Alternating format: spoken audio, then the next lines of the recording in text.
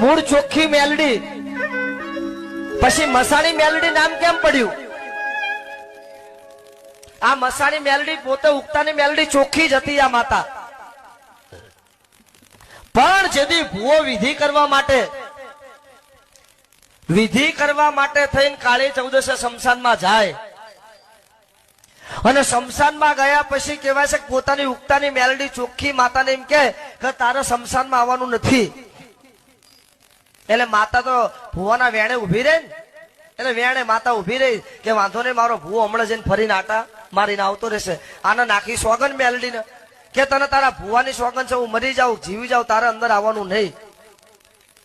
પણ વિધિ કરતા કરતા મંત્ર ઊંધા બોલાઈ ગયા અને ભૂતડા જાગ્યા, ચૂડેલું જાગી અને ભૂવાનો મરવાનો વારો આવ્યો.